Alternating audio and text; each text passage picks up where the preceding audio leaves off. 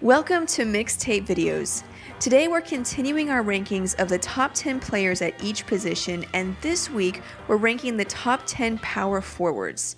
Make sure you watch our top 10 point guards, shooting guards, and small forwards videos to see who we rank as a top 10 in those positions and to hear about the criteria we used for these rankings. But for now, let's get started with the top 10 power forwards.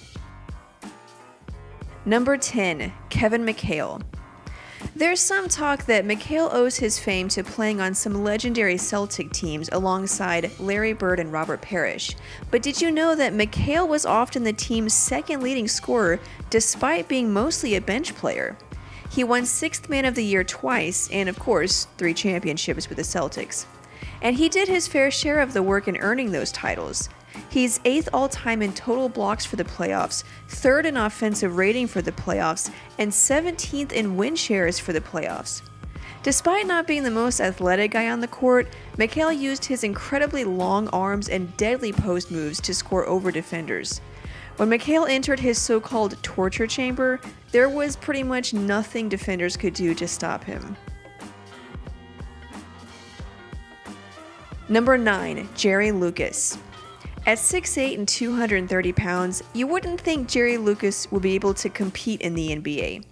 But not only did he compete, he dominated, especially as a rebounder, averaging nearly 16 per game for his career, putting him below only Wilt Chamberlain, Bill Russell, and Bob Pettit in rebounds per game.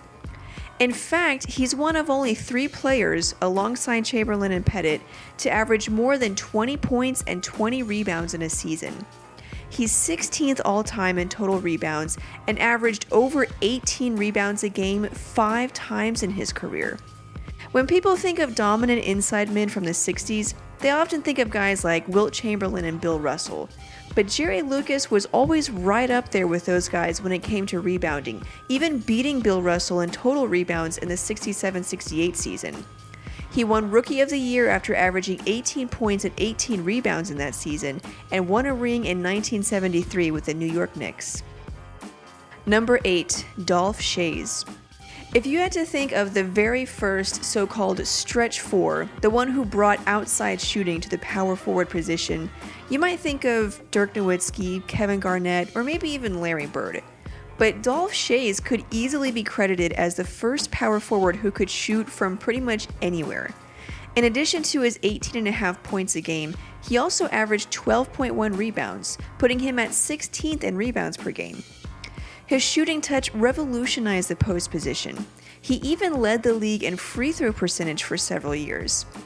Schayes was the NBA's first superstar, performing in the very first NBA Finals and first All-Star game. He won a ring in 1955 in a series where he averaged 19 points and 12 rebounds and probably would have won Finals MVP if the award existed. He was top 10 in points and rebounds every year for pretty much his entire career, and even won Coach of the Year in 1966 after retiring as a player. Number 7, Elvin Hayes. Hayes actually came into the league as a center, but was moved to power forward to take advantage of his scoring abilities, which included a deadly turnaround jumper. Hayes is actually 9th all-time in total points. What's even more impressive than Hayes' scoring ability was his defense and rebounding. With career averages of 12.5 rebounds and 2 blocks, he's 14th in rebounds per game, 4th in total rebounds, 12th in defensive rating, and 8th in defensive win shares. His team usually struggled in the playoffs, but Hayes certainly did his part, averaging 23 points, 13 rebounds, and 2.6 blocks in the postseason. That puts him at 11th in rebounds per game in the playoffs, 5th in blocks per game for the playoffs, and 5th in defensive rating for the playoffs.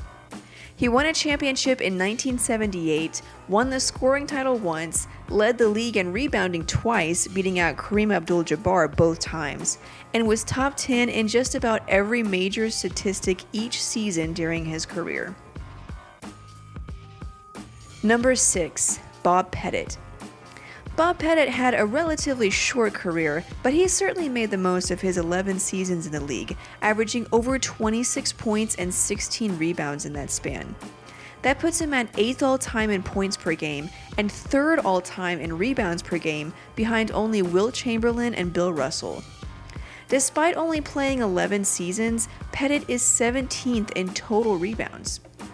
People will make the argument that the competition wasn't as high back then, and that's why a guy like Pettit could have seasons where he averaged 30 points and 16 rebounds. However, keep in mind that some of Pettit's contemporaries were Bill Russell, Bob Cousy, Dolph Schayes, who we already learned about, Elgin Baylor, Wilt Chamberlain, Oscar Robertson, and Jerry West, just to name a few. With only 8 teams in the league at the time and those players sprinkled throughout, Pettit's 26 points and 16 rebounds are impressive. He's also 4th all-time in rebounds per game for the playoffs and 12th in points per game for the playoffs. He won league MVP twice and a championship with the St. Louis Hawks in 1958. Number 5. Charles Barkley. Barkley is top 20 in total rebounds and rebounds per game, and top 15 in those categories for the playoffs.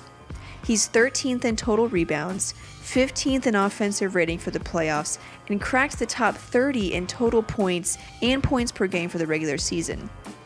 To further highlight Barkley's dominance, think about this. He's one of only 5 players who have compiled at least 20,000 points, 10,000 rebounds, and 4,000 assists.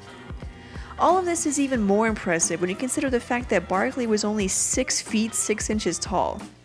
Despite being around half a foot shorter than his opponent, Barkley averaged nearly 12 rebounds and 1 block per game for his career.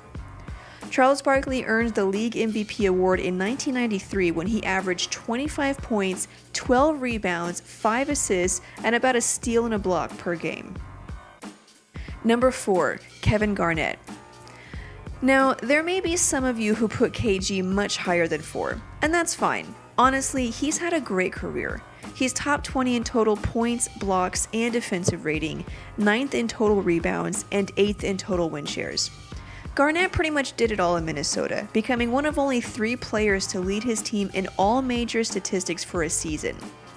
He did his best to lead his team to a championship, but it just didn't happen. The Timberwolves were knocked out of the first round 7 times and made it to the conference finals once in Garnett's 8 seasons with the team. In Boston, he became the defensive anchor and vocal leader of a championship team where he won Defensive Player of the Year after winning the MVP award in Minnesota. Number 3. Dirk Nowitzki.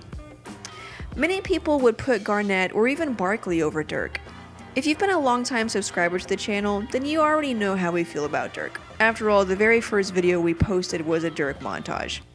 It's true that Garnett and Barkley were better defensive players, but no one can stop Dirk's scoring abilities with his patented one-legged fadeaway. And he's actually not as bad as a defender or rebounder as ESPN would have you believe. He's 10th in defensive rebounds and 10th among active players in blocks. But there's no doubt that Dirk led his team to victory by scoring. He's 7th all-time in total points, 8th in offensive win shares, and 7th in total win shares. He's also 13th in points per game and win shares for the playoffs. Garnett may not have had great teams in Minnesota, but let's not act like Dirk played with a trio of all-stars his entire career. In fact, the year he won a championship and finals MVP, the team's second leading scorer was the 6th man. He also has a regular season MVP award under his belt and is one of 5 players with an NBA player career average of 25 points and 10 rebounds. Number 2. Karl Malone. To paint a simple picture of how great Karl Malone was, listen to this. He's a 2-time MVP, 2nd all-time in points, 6th in rebounds, and 3rd in win shares. That pretty much says it all. Malone was a beast. In one of our early videos, we even explored the question of whether or not Karl Malone was better than Tim Duncan. The answer was no, but it's closer than you think. He's also 13th in points per game for the regular season, 16th in points per game for the playoffs, 1st in defensive rebounds, and 10th all-time in total steals. He was the model of consistency. Despite playing until he was 40 years old, Malone has career averages of 25 points and 10 rebounds. Now, some will say Malone was great because of Stockton. Well, who's to say Stockton wasn't great because of Malone? Either way, the two were great in their own right, and Karl Malone, despite not winning a ring, has definitely earned this spot. Number 1. Tim Duncan. Duncan is the obvious number 1 choice, and it's not even close. He's a 2-time MVP, 5-time champion, and 3-time Finals MVP. That pretty much says it all. He's excelled in every facet of the game. Now, it's true that Duncan has had some great teammates over the years, not to mention one of the greatest coaches ever, but Duncan has still earned this spot. He's 7th in total rebounds, 5th in total blocks, has the 2nd highest defensive rating ever, and is 6th in total win shares. He also performed well when it mattered most, in the playoffs. He's top 10 in total rebounds, total blocks, blocks per game, and PER for the playoffs, and is second only to Jordan in total win shares for the playoffs. And that's barely scratching the surface. He's also top 15 in total points. Basically, Duncan did it all. He is easily the greatest power forward of all time.